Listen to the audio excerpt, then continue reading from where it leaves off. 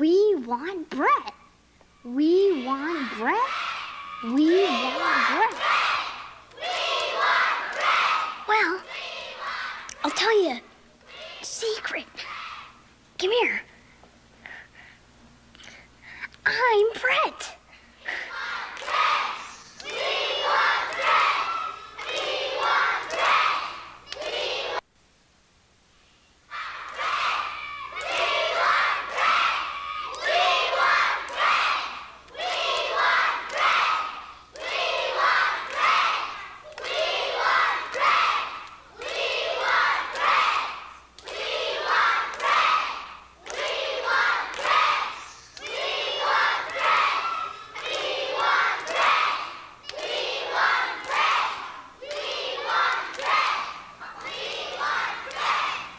Do you hear what I hear?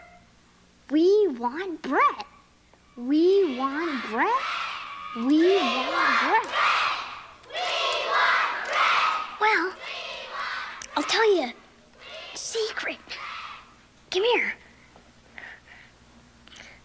I'm Brett.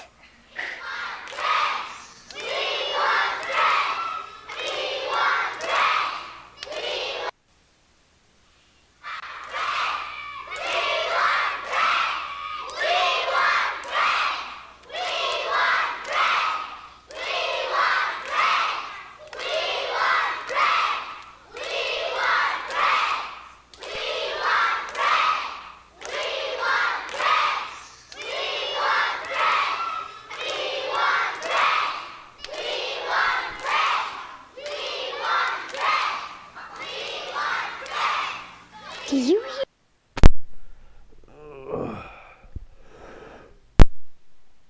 Okay, let's make sure I got this in the right order first. Counter light. There we go, makes it a bit brighter. So you can get out of my face a little bit. There we go. Okay, let's get some music going. Atmospheric.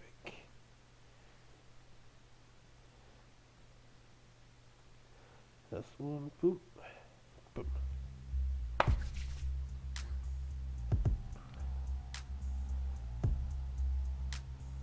Perfect. Gonna turn this down a little bit on my side. Okay. Hello, muffins. How's the sealed triad going? You're just here for the metadata. You want to see the beautiful metadata. Right. So for those of you not aware, I did win the Bristol Prime yesterday. Oh, you finished it? No, oh yeah, because you went from sealed. I did win the. You did 3 rounds, 12 people. I guess that works. 100-minute rounds at 3.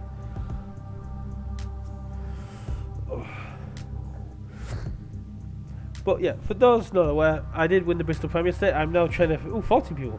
I'm trying to figure out how to get to Worlds. Someone has offered me a hotel room for a playmat because they're a really generous guy and that's a hell of a deal. We're going to discuss that at GC. I just need to find out a way to actually get out there because there's not going to be too many Brits out there. I know the Archimedes are flying out and I'll get more into the Archimedes a little bit later on. But I've lined up some pictures, I've lined up some videos, which is why I'm going to lower the music even lower, actually. So it's sort of like really faint in the background, so people can really just focus on what I'm saying. There we go. So starting, boom, there's me, on my way to the Prime. It was held at Excelsior in Bristol. Great venue, really nice guys there. We had 38 people show up, which is really strong. It was capped at 40. And here's a picture of myself. We'll play this as a practice game. We're getting warmed up, getting ready to go. This is my friend Sam. He was running his Larson deck. It has 14 chains from Chainbound, and he was hoping that he'd be able to carry that over into here. I was playing Vouch Benson Center at the beginning, and as you can see, it's going quite well in my favour here. Boom. And we also had, I managed to catch Felipe and Seb doing a practice game. As you can see here, we've got the lovely Archimedes playmat and Felipe. They were doing it. This is just a warm-up game. They were having some fun.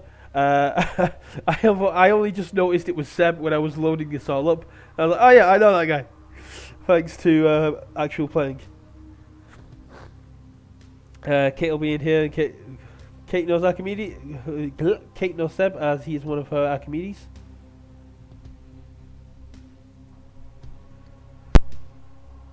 Seb did really well. Hello, Marvis. You've just got in at the start of the Bristol Prime Reveiw. So these are the practice games. You play with. You know you play with Seb every week. He was going to run his new Worlds Collide deck that he thinks is better, but he didn't want to play it after how it performed on Thursday. Apparently on Thursday it didn't do too well. It's a deck that he hasn't got to terms with yet, and I was like, oh, well, it's better to play. And we both agreed it's better to play a deck that you're familiar with than a deck you think might win, but you might lose with it because you don't know how to play it yet. And to me, that makes perfect sense. Oh, yeah, he went 2 over by. Right.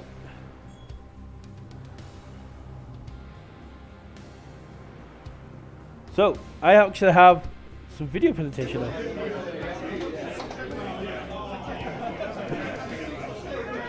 So this is all chilling out, ready to go.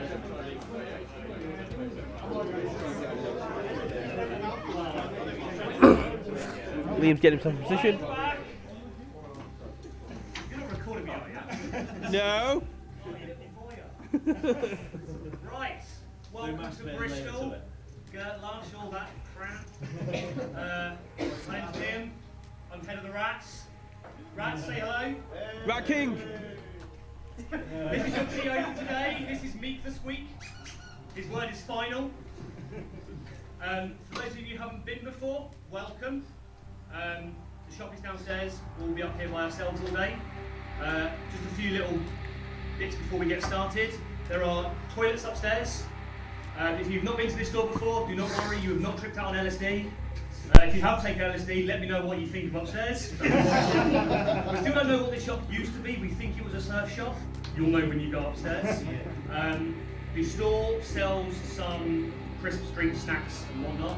So help yourself, minimum £5 on cards. We will probably try and get all the Swiss done before lunch today.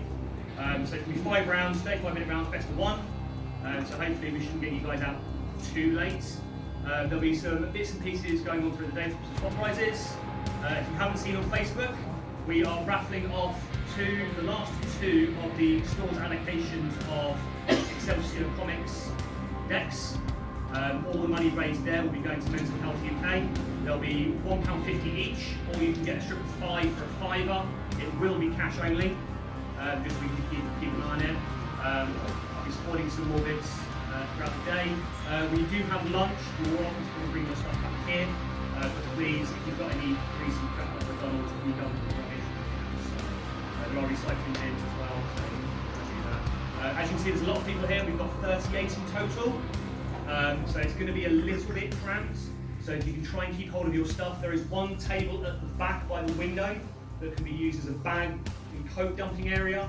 If you can try and stick your stuff there and underneath it, just so we're not tripping over each other. And please keep an eye on your cans and bottles and stuff. And when you do leave the table, take them with you. Are there any questions before we get started? Top cut, is it best of 3 or just single elimination? It's going to be single elimination, the final will be best of 3. Any other questions? Excellent. Fix is going to be putting the parents up on the wall. We do have table numbers. 1 and 2 is here next to me, and then table 20 will be down the ends. So good luck, go and get yourself sat down. Do not share your decks until I tell you to. Good luck, Tom. Alright, go back to you. So yeah, that was the start of the tournament. As you can see, as my very intimate setting. All the tables were quite close together. I decided to take a huge play mat but it didn't really make that much of a difference because there was enough space on the table for each player. It was number 4, that was one. Yeah, so my first game was up against James Mackelson of Exalted. The Plaguerats all got paired up against each other. It was like just like at Sheffield for the Archimedes.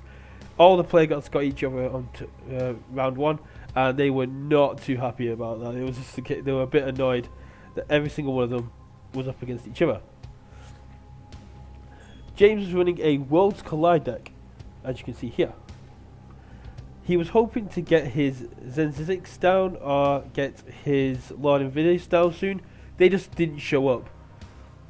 It was a really strong deck, quite fast, but had 0 amber control.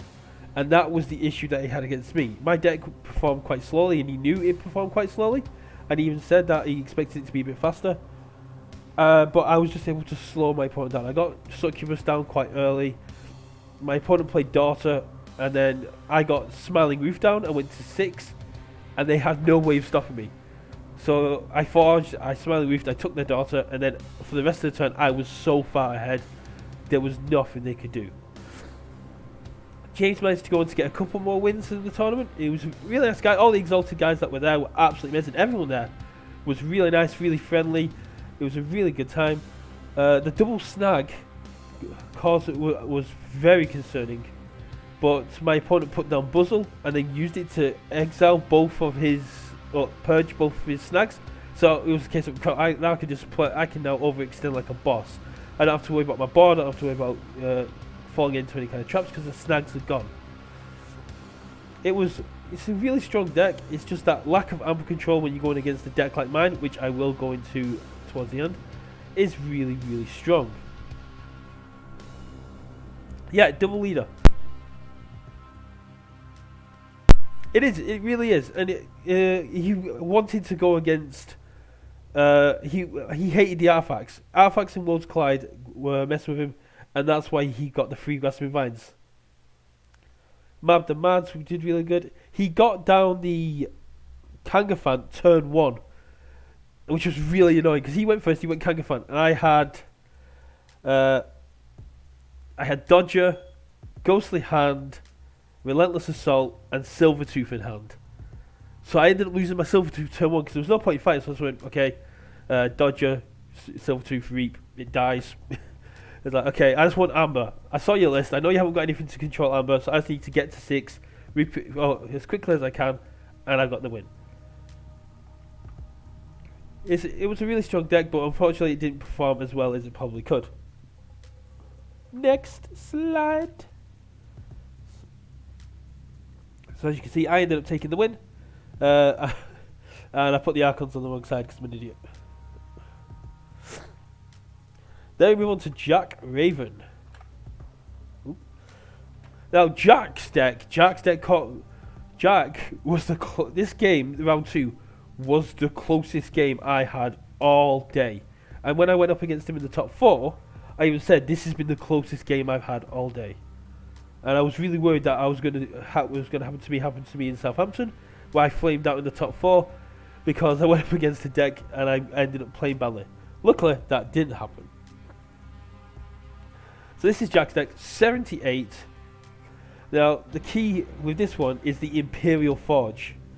So what Jack was able to do very early on was get Senator Brachus down, exalt it, get Odak down, still capture one of my amber, was able to get the City State Interest down, capture a load of my amber.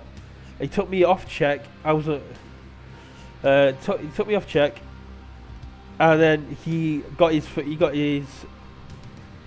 had all that amber there. I had a way to destroy his board in hand, but it was very clunky, left me in a bad position.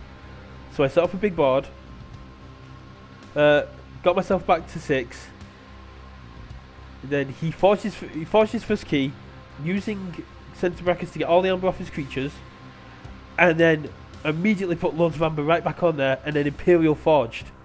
So going into my next turn, my opponent was on 5 amber, with a couple of amber on his creatures, and 2 keys, and I was just forging my first key. and it was such a bad position to be in. Yes, it is. It's disgusting. But it was just, luckily, he'd wiped my board, and then played Phallic Strike. So both his creatures were damaged to where the point they only had like 1 damage left till he died. So I poison waved, wiped his board with a poison wave, which always feels good. Took all the amber that was on the creatures, got myself up to 6 for my second key, and then left it there. My opponent then goes on to check. I'm in a really bad position. I get my second key, and then I drop Charette. I drop this disgusting disc turn. Get my opponent back down to 1 amber. I go up to about 4, and he just doesn't recover from that. He cannot.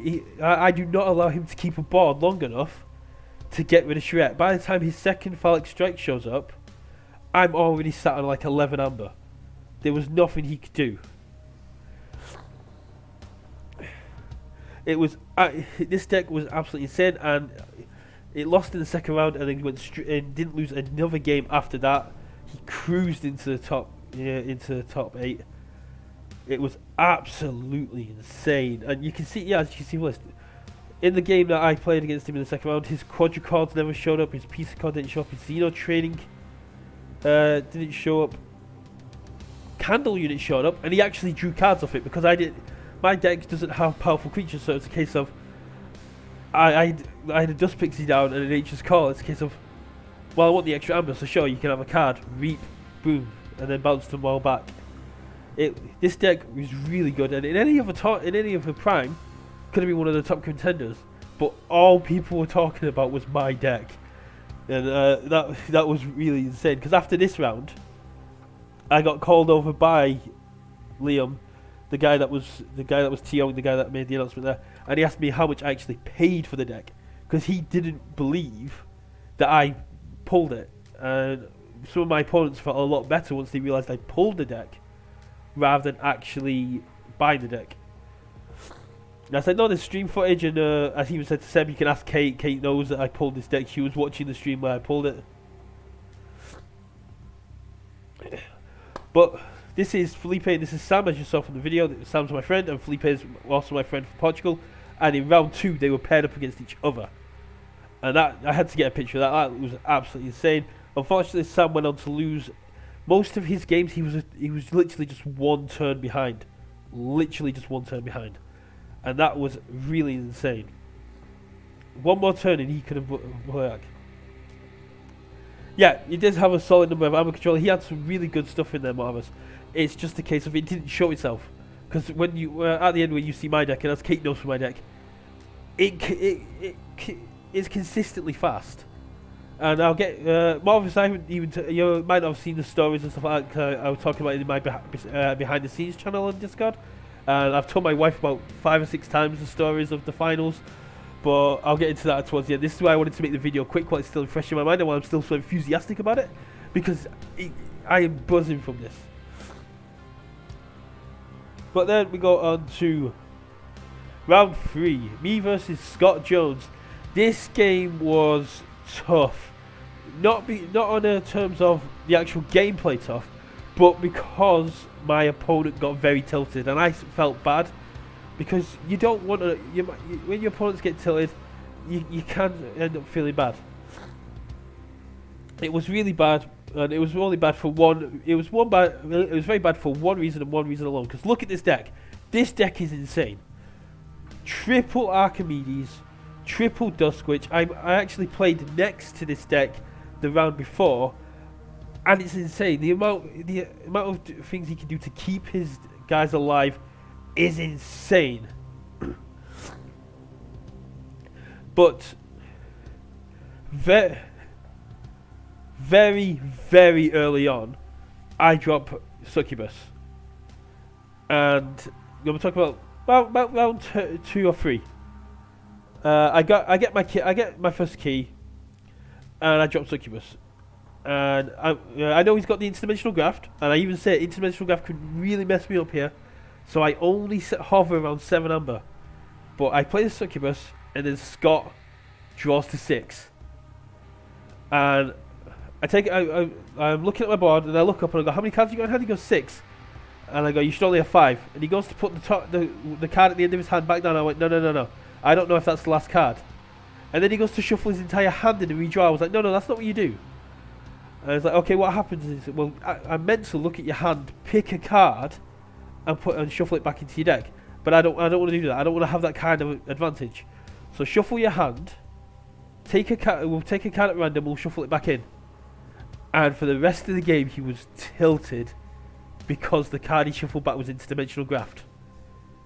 And he told me at the end, but I played the entire game playing around graft. I only went to 7 every single time. There was a point where I had 2 dust pixies down, a mighty tiger, a hunting witch, and he had 2 creatures on the board, and I had nature's call in hand. And I played nature's call, and I went, I'm playing round graft, so I bounced my mighty tiger and its 2 creatures, played it and killed. And I think I killed his 3rd creature because I was like, I'm on 7. I do not want to go any higher in case you got graft. And he conceded, and he was like, I'm very he even said that you shuffle back graft. I'm tilted because that could have won me the game. I know he even said I know it's not you, and I know it's the way that it works, it's the way the game's played, but shuffling back that graft cost me the game. And I'm like, yeah, it possibly did, but I know I played tight. I know I played around graft. Graft got him 1 or 2 amber max. I played around graft this entire tournament. Whenever I saw it, I made sure I played around it. So yeah, Scott got a little bit tilted by the gameplay there. Where am I up to? Jack Raven. Nope. Okay, I'm up to 7.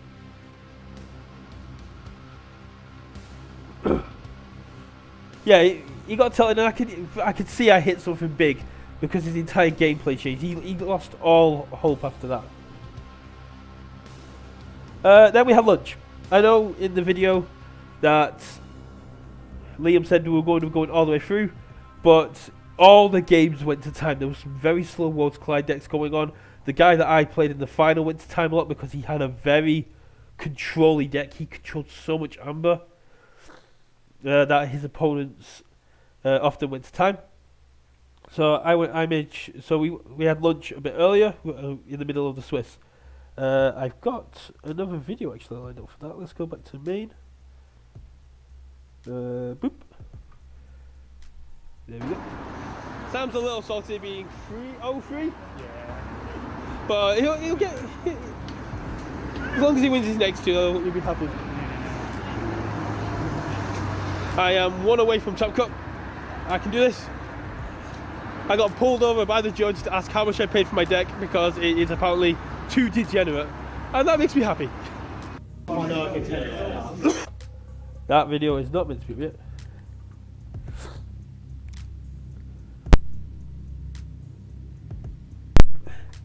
Yeah, well, I know my deck's weaknesses. I played. I said to Liam when I was going through it, I made sure I played 10-20 games with this deck per day leading up to it. So I made sure I went up there. Oh, I went top 8 in the Vault Top. Man, Sam, the guy that I was playing with, he went top 4. He lost to Finn. I think he lost to Finn Cornish, who was running the Heart of the Forest deck. No. He lost to Finn Cornish in the top 4. The second Heart of the Forest deck he come across all day. And Sam got 1 win that entire day. So being top 4 in a single vault doesn't really mean much. And yeah, Scott Jones had as you can see, had a really good deck. Let's see here.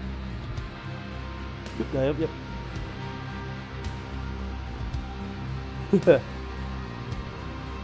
Well, no. The only thing about the Voltor I go on and on about is I got top 32, and then I get paired against Sam, the guy that I drove up with, the guy that I'm sharing a hotel with.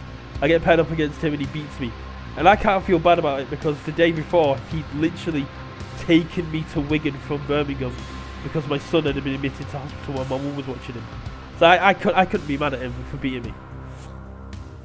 Okay, so we went on to round 4. The second Worlds Collide deck I came across, Aviv Bari. great player. The guy played really well, really tight.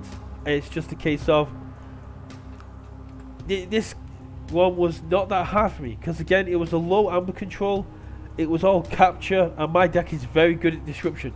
I've even said at the end of it, if you just destroyed my creatures, I'd be happy. It's the fact that they just get bounced. They just always return into the hand. No matter what I did, my creatures were always back in my hand.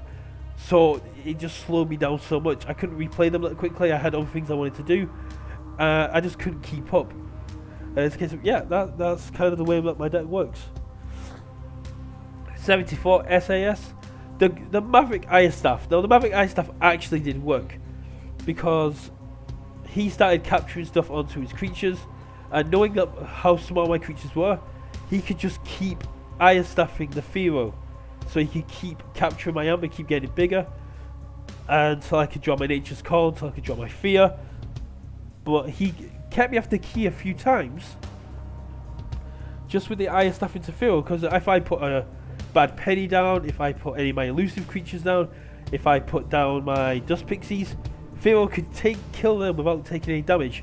This one was really good. It's just a case of I didn't allow him to establish a board. His amber pips were very low. Harmonia came down when I only had one creature, and then I Nature's Called it and just made sure I played the one creature again, knowing that he had the Harmonia. The Legis Raptors didn't come out at the right times. The Exile didn't show itself at all. Yeah, bounce against Waterclide is really. This is why I chose the deck I did again instead of my one that's quite similar, because my other one is a destruction deck. This is a disruption deck.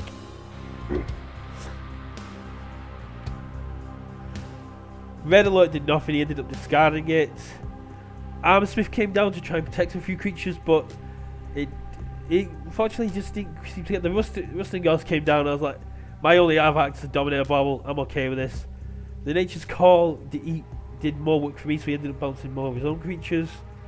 And the key charge just didn't show itself. I was on 3 keys and my opponent was on 1, so it's not really much of a situation. It's hard to. I don't remember much about the game because a lot of after the lunch, my games were so quick. I mean, they were over really quickly. Then we move on to round 5. Now, in round 5, I was a little bit shocked because I was on table 2, and then you had Oscar, and you had, I can't remember his name, I really struggled with him. You had another team, Oscar from Team Exalted, and you had, was it Joe from Team Exalted, that were on table 1. Now, Oscar, small boy, had opened a triple Hunting Witch deck on his way here, so he'd never played it before, and he still managed to make top 8. That's all he wanted the playmat, and he did a really good job. He was amazing. And I was worried about playing against him because his deck list was very similar to mine, apart from he had Brobnar instead of Dis, and he had a lot of board control, including Earthshakers, and it was really disgusting. But I never ended up playing against him. He got knocked out by the same person he played in round 5, and I got paired down. I got paired down against the almighty Archimedes, Seb Ball. Now Seb came in, and his combos, I've been warned about the deck. Round 2, I was talking to some of the guys, and I was like, "How did you do?" And he's like, "Oh, I lost." Yeah, if you've got artifact control, make sure you use that artifact control against Bear Flute, because the control the weaks and the Bear Flute are really bad. But the main combo here is Autocannon Iron Obelisk, because what he tries to do is he sets up the board, and he can stun, he can get rid of your amber. It was really good combination. And the Iron Obelisk, the Autocannon came out very late in both games. Iron Obelisk came down quite a bit, but I had my Poltergeist, and I held on to my Poltergeist for so long in most of my games because there were some very deadly artifacts. There was Ed Pollock, the Popuk, the podcaster for Call of Discovery out in London. He was running a double Heart of the Forest deck, so I knew there was artifacts to watch out for. But the MVP is the Mind Barbs. Seb always played them 2 at a time. So whenever I played him, he always went my bad. So it was real disruption in the hand, but he never hit anything that big for me. I think he hit key charge once, but key charge against this deck, I'm not too bothered about because it's loss of amber, it's not steal. Oh, sorry, Bear Flute. So the Bear Flute allows you to fully heal or search for a bear, but it shuffles your discard back into your hand. So it's like it's a makeshift Screaming Cave control the weak deck. When I was talking to Seb, he said Arise is the weakest card in this deck, and it kind of is. It's got a low creature count, but being able to get back your Bromnar to make keys cost more is really strong. I did end up forging keys, my first 2 keys for like 9 and 7, but then my last key cost me 6. It was a really good game, and this is where it caught us off guard because I was paired down. So there was this third player that neither me or Joe, oh, I'm going to call him Joe, but I can't remember what his name was, had I never seen before. Oh, I can actually look what his name is. What am I on about? Oh, I'm not actually showing you the list, am I? Sorry, I forgot I wasn't actually showing you the list. I do apologise. So he's got the Bear Flute, the triple Mind Barb, the Iron Obelisk, the War Chest, some serious combos, and I was really surprised he was 3-1.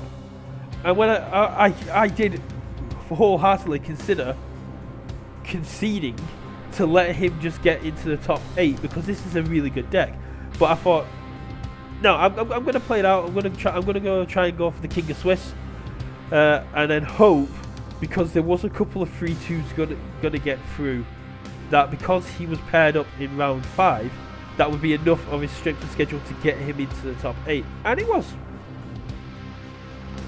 But going back, so there were 15 creatures, 6 artifacts, 15 actions, so a nice straight mix. But it's a good solid deck. The Maroons, the Witch of the Eyes, Lost in the Woods, Nature's Call, some really good ways to go this.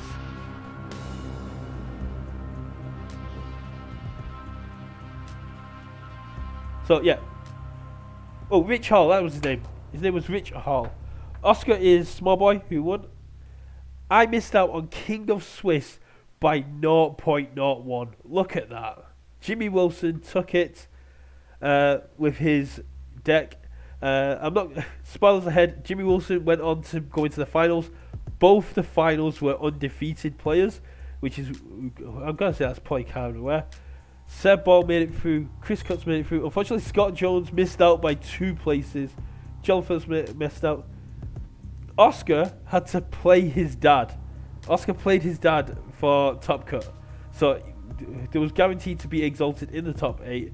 And I think 3 of the players in the top 8 were exalted, which was kind of cool. But a lot of people I played missed out. But 2 of the players I played, Seb Hall and Jack Raven, were in the top 8.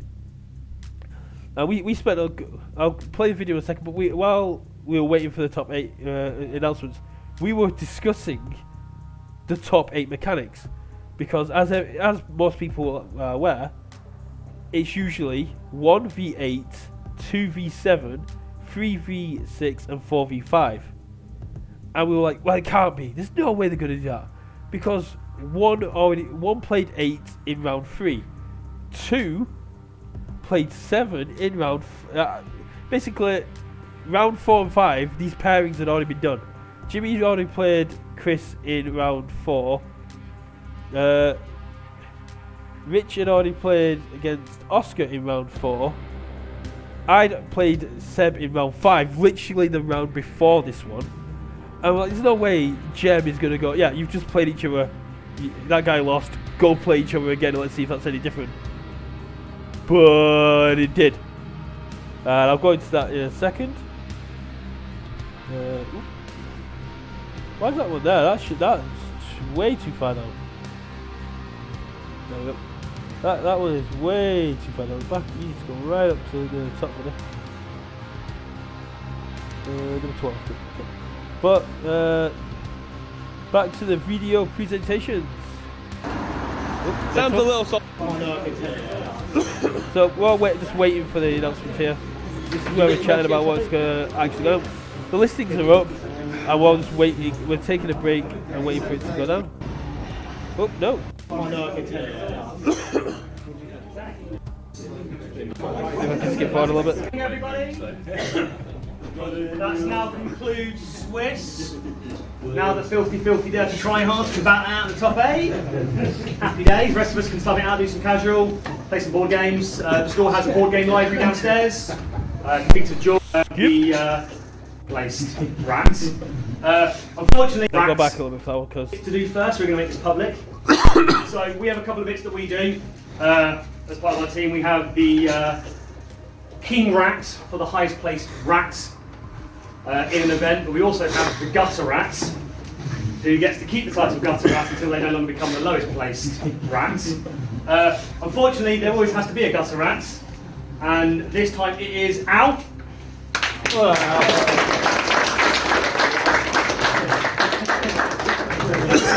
You don't get anything. You don't get the squeaky rat. On the flip side, we also have the king rat. Unfortunately, Ness was queen rat for quite some time, but as has renamed in a few events, has handed down the title, and it was up for grabs today. And our king rat in the Swiss is Mr. Chris Crothers.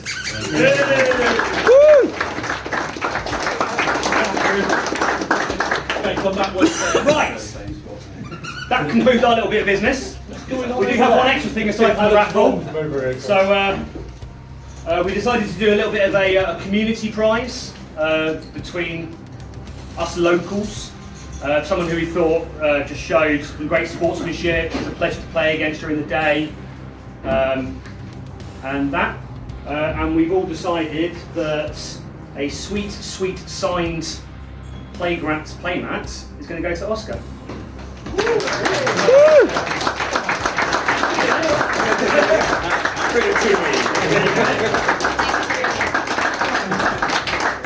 Right.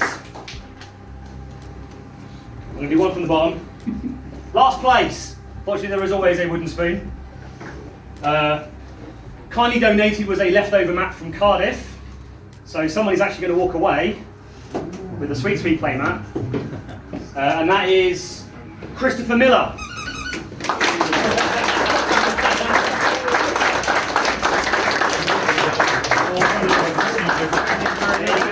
Clarification, right. I went to last place, and that comes with a little bit Let's later do top 16. To make this a bit easier, I will call your names out, but when we've all concluded, if you come up and see me, I will sort out your prizes afterwards. For the top 8, don't worry, you'll get all your bits if and when you scrub out. Okay? So, let's go. Slightly missing out. 20th place, 3 and 2, Alex Smith. 19, Steve Matthews. 18, Dom Humphreys. 17, Old Gutter Rat, Alejandro.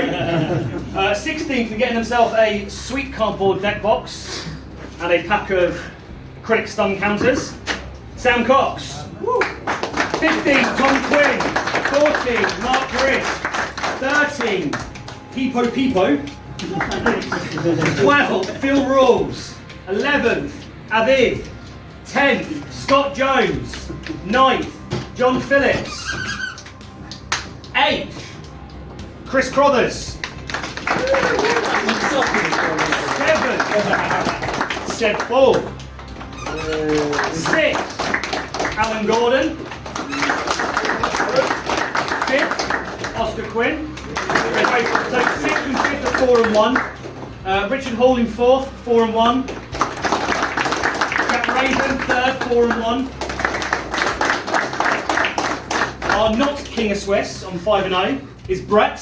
Which means 5 and 0, our King of Swiss, who's going to lose their top 8 game, as is tradition, is Jimmy Wilson.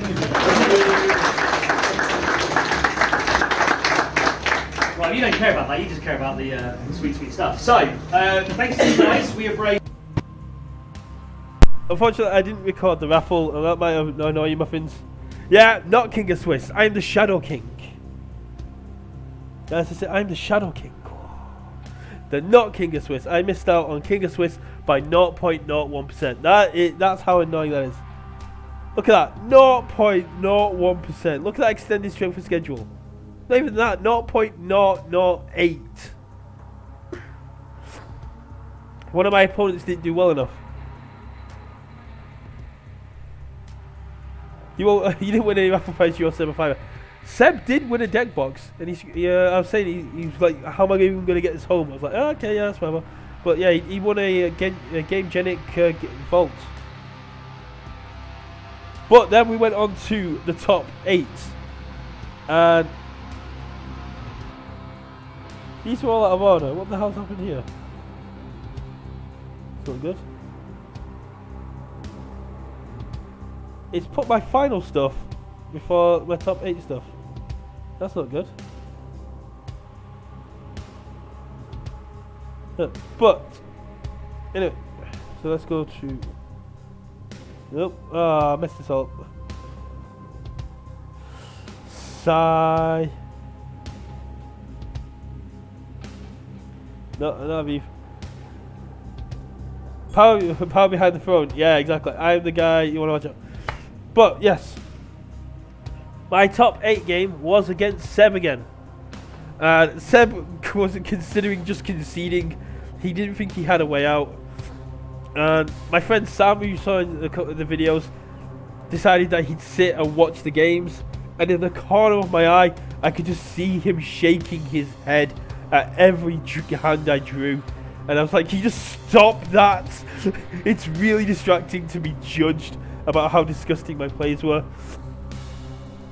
It was a good game. Seb put up a hell of a fight. But unfortunately, it just... I wonder why he's done that. Seb did put up one hell of a fight.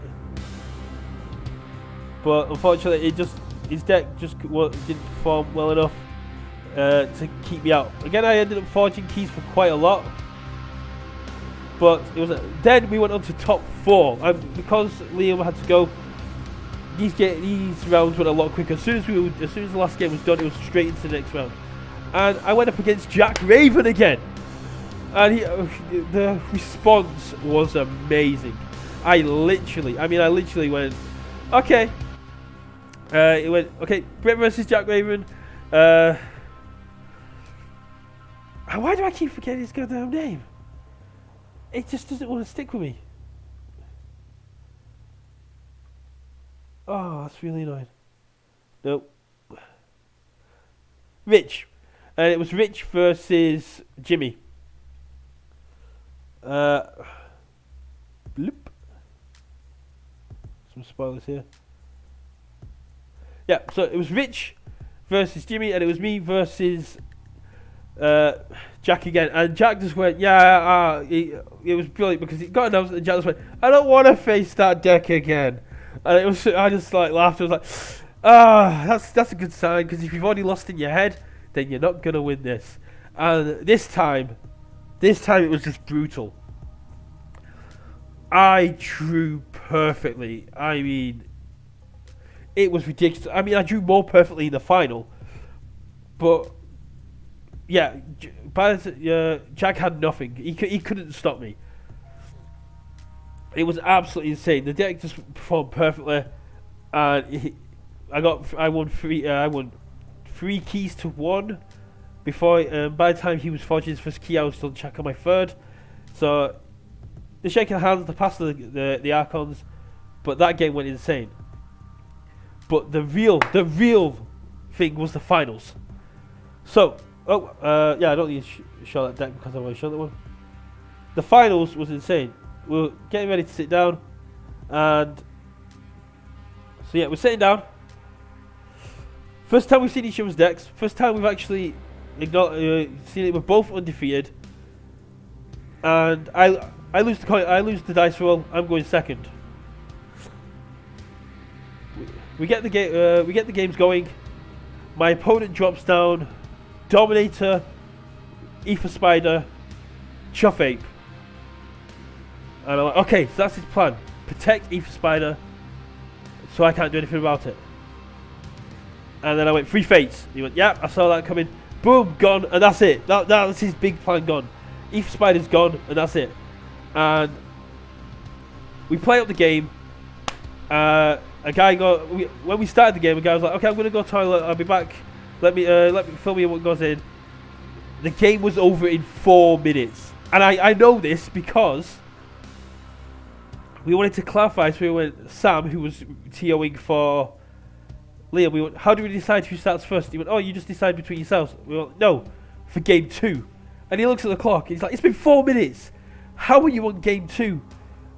And I was just like, what? It's like, I went, yeah, I drew perfectly. And I mean, I drew perfectly. I was expecting snow on the way home from how much Magical Christmas Land there was for that first game.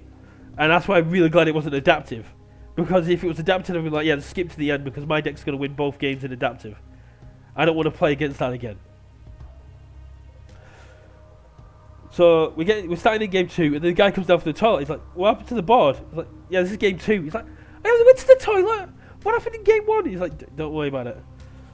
So game 2 goes a bit slower.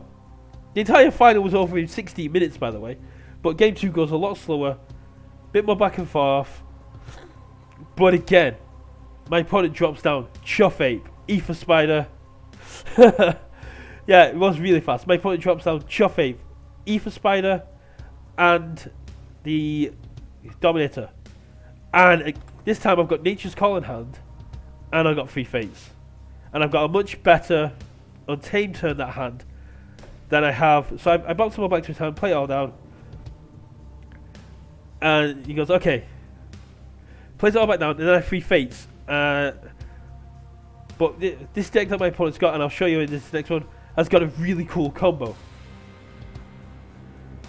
Oh no, so I didn't Nature's Call. That was the first game. I didn't Nature's Call. I'm getting my games mixed up. I 3 Fates straight away, kept holding my Nature's Call, played my disguise down, and then I passed. My opponent's got no board, and then they play Life Ward, and then they play a second Life Ward, and then they get the stuff down.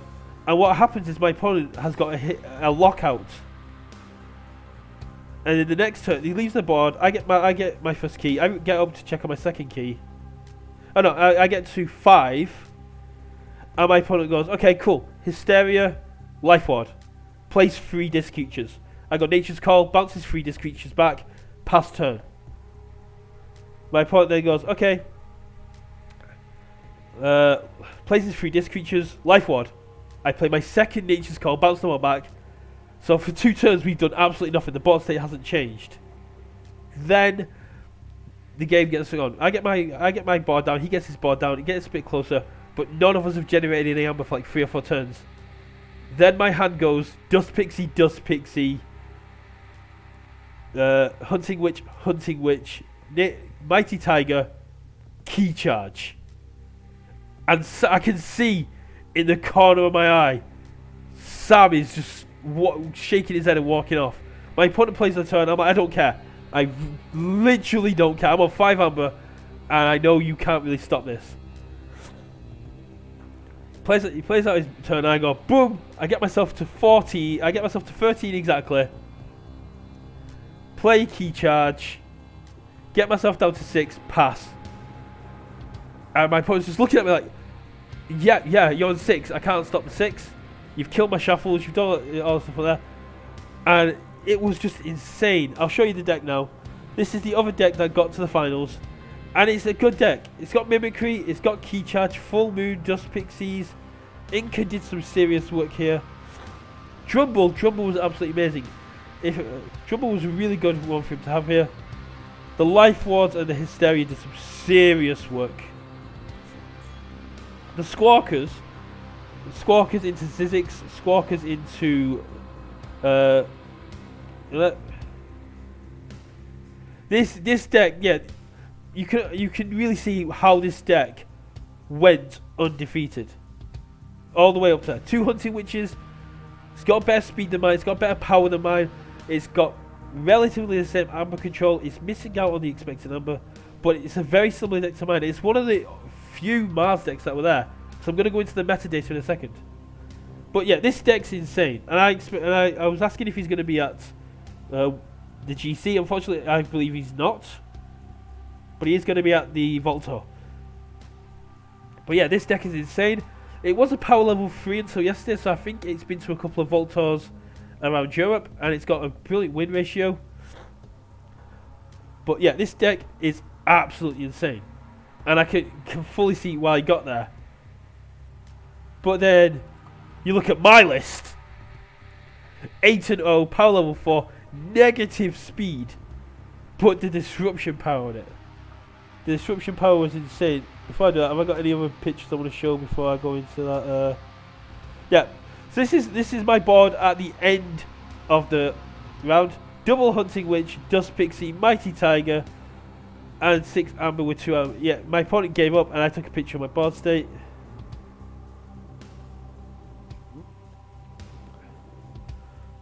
Nope. That was my last game against. That's one good. Missing out the E still. Yeah, but compared to mine, that's a low E. I just put one on. I should have put on. There we go. So that's the name of the deck, the Ancient of Distory. Really good deck. Can't fault it. There's me. You've seen this all over Facebook, Twitter. I've been posting it everywhere. I absolutely love it.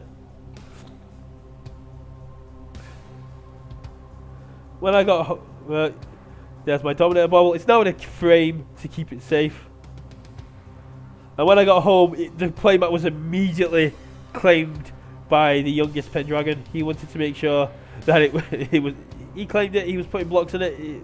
It was his until he went to bed, and then I hid it. But let's go back to my deck. So as you've heard in one of the videos, after round 2, Liam called me over and asked me how much I paid for this deck. And I did mention this earlier, but since more people in now, and I didn't. I cracked this on stream. Kate said that my response was very inappropriate. There's nothing. It's a piece of card. If I go back to this one, it's literally just a piece of card. It's flat. It's in here. See if I take it out. It's literally just a flat piece of card. Boom. The invite to Worlds is locked to my Keyforge account. The Dominator bauble is just for show, but it does give me access to use a friendly creature each turn, so I'm okay with that. But boom. So yes, double Ghostly Hand, double Dust Pixie. There was a couple of Infernus decks going around, and the Infernus decks had me worried. I've got to say, the Infernus decks had me seriously concerned about what was going around. Poltergeist, Artifacts and Worlds Collide are really powerful. A Quixel Stone against this deck really messes me up. Heart of the Forest can really mess me up, so I need to have the Poltergeist there ready to go to deal with it. To deal with this. The fact that I got Smiling Roof value, I was like, I don't even care if I win. I got the value of Smiling Roof. I was able to take someone's daughter, which sounds really wrong out of context. I was stood there, I was like, yeah, I got Smiling Roof value. I was able to reprove it when I forged the key, so I stole his daughter. And then I turned to my friend, I was like, that sounds really bad. Out of context, if someone was walking by and I was talking to you, I was like, oh yeah, I ended up nicking his daughter. It's like, that sounds really bad. The Charrettes and the Drumble are really good in this deck, because your opponent looks at you and says, I need to go fast. If I'm not going to go fast, they're going to go fast. Bad Penny is the only downside, but Bad Penny still gets value with Relentless Whispers and Pawn Sacrifice. Because if my opponent's got a huge board of big creatures, I can Relentless Whispers my own Bad Penny, and I'm okay with that. MVP for most of the games is Scout. Because my opponents tried to control my board. They would leave me with creatures. They'd put me in a situation where it's like, okay, Steal of Souls isn't that good. Where I can't use it to full advantage. And then I go Scout. And Scout is a card that you very rarely see. Give 2 creatures Skirmish, and they can fight this turn. And it's like, oh, okay. Okay, cool. And it's up to 2 creatures, so if I just want the Amber Pip, I can just play it and not pick anything. But the Skirmish on a Stealer of Souls means I get to purge one of their creatures, get an Amber for it, and it takes no damage. Especially if I can then play a Holocaust to make sure it's got Skirmish again. Because the amount of times I would fight into something and my opponent would go, oh, it takes damage. I'm like, no, it's got Skirmish from Holocaust. It's like, is there anything in your deck that doesn't synergize? It's like, no, there is nothing in my deck. Apparently there's one thing in my deck that doesn't synergize. But yeah.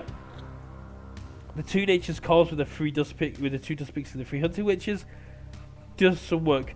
I didn't get the best opening hand. Best opening hand of the Bristol Prime goes to Oscar, who was able to go turn 1, Hunting Witch, Hunting Witch, Hunting Witch, Mamook, check, pass, and his dad was like, yeah, that's a thing. So yeah, this deck is insane. It just so smooth to play.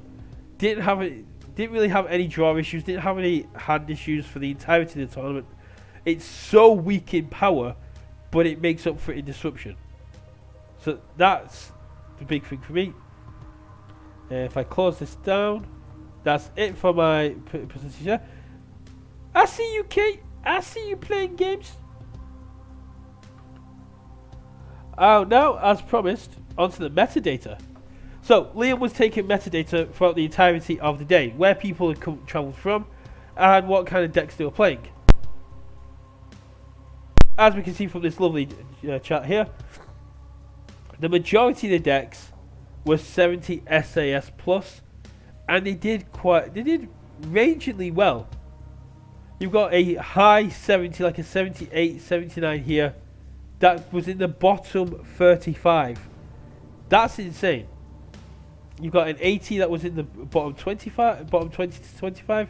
You've got another 80 that was in the bottom 10 to 15. The top 4 were all 77, 77, 8, 79 and 84, which is mine. My little dot is all the way over here, all by itself. But this information is quite interesting because you can see some of the decks like that were considered, well, we consider low, like a 66, 67 was in the top, did quite well. Some 70s got quite high and they did a lot better than the majority of decks. So SAS is not the be all and end all. If you've got a low SAS deck, it can still do really well. Just because your deck's an 80 does not mean it can do better than a 70, as you can see on this list.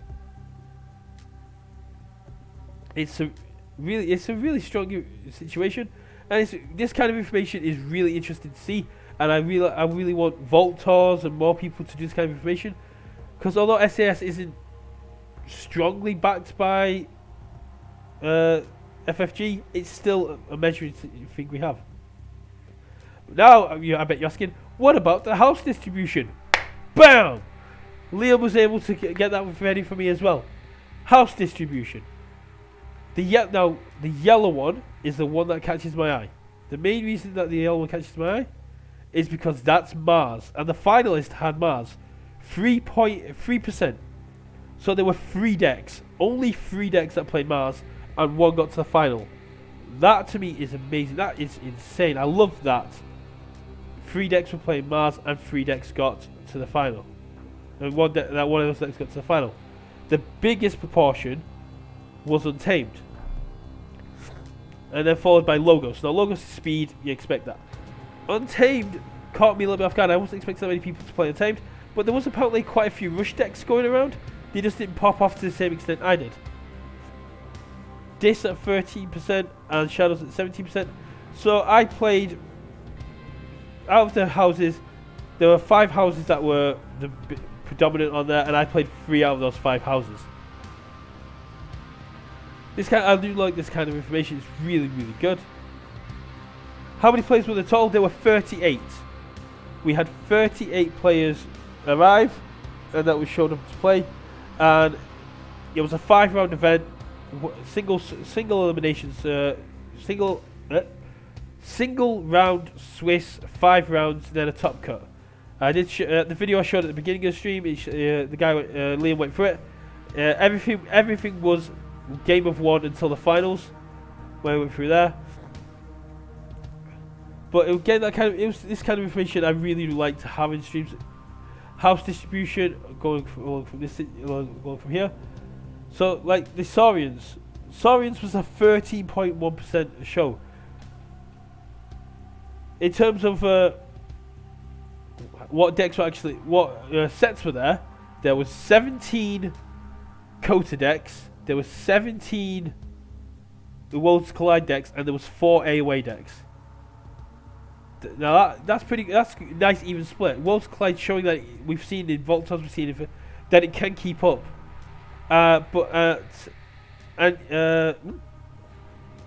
the final 4 was 2 Worlds Collide decks and 2 Kota decks. The 2 Kota decks did make it into the finals, but even then, it shows that the Worlds Collide has come a long way in terms of power balancing. It's really good. I am now just trying to figure out how I'm going to get to Worlds. Worlds Collide until Mass Mutation. Mass Mutation could shift up the meta. The United Archons are going to make their debut at Worlds. It looks like this is where we're going to rock our colours. This is where we're going to try. It looks like people are going to show there. So that's. I want to get to Worlds. I want to represent the EU for my team, and it looks like the team are going to try and help me get there because I am a poor unemployed boy. I am trying to find work so I can try and pay my own way there.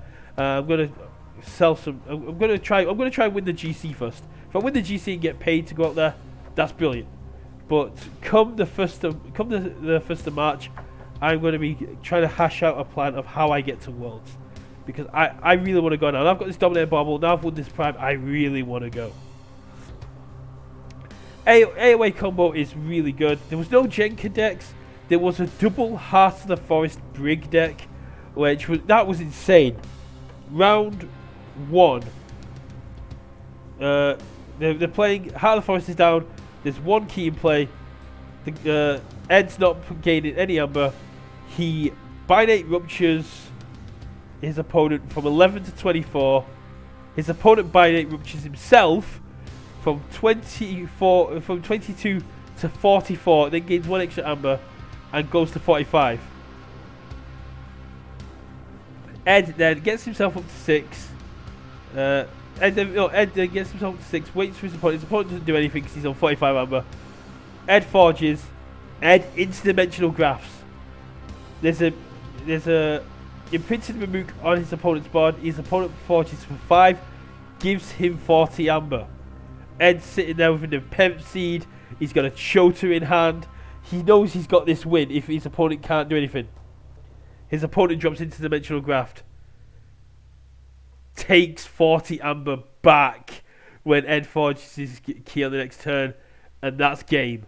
That was heartbreaking to see that kind of combo. It was so cool. There were so many plays that were going on. There was a Furnace Hysteria deck going around. There was the Bear Flute control deck. It was one hell of a day. And I had so much fun. I do have one last video on the subject. To see if there's any... Because as I was going through there, last place did actually get a playmat.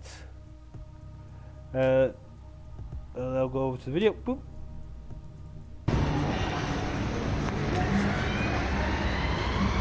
Heading home after a great game day. How you feel, sir?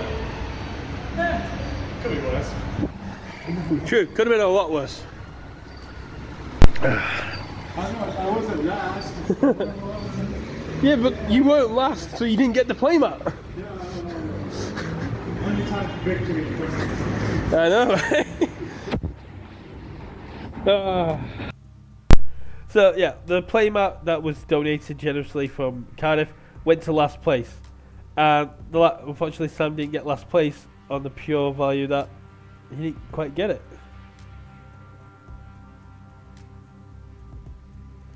Okay, but that's my thoughts on the Prime. If you've got any questions about the Prime, if you've got any questions you want from me about the deck, about my playstyle, about what my plans are for Worlds, what I'm planning to play at the GC, because it is for Triple Deck Survival. If you've got any questions for me whatsoever, the United Archons podcast this week will be about my Prime experience. It'll be a lot of the same of what I've said here. But if you're interested, if you have any questions about it, hit me up, drop me a whisper here, send me a message on Twitter, hit me with a tweet, send me a message on my Facebook page, or hit me up on Discord, and I'll answer any questions on that podcast, as well as any other questions you guys have. I'm consider and ask me anything about the Prime, as well as about me.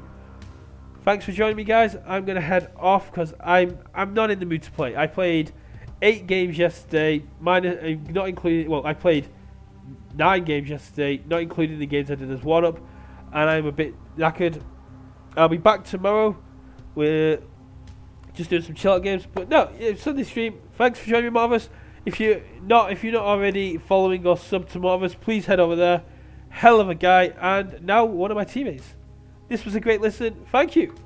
This is the King. Bye, my dude. Bye, bye, everybody. Brilliant recap. I'll see anyone who's going to be at GC. If not, I'll see you on streams on Wednesday's tournament. Goodbye.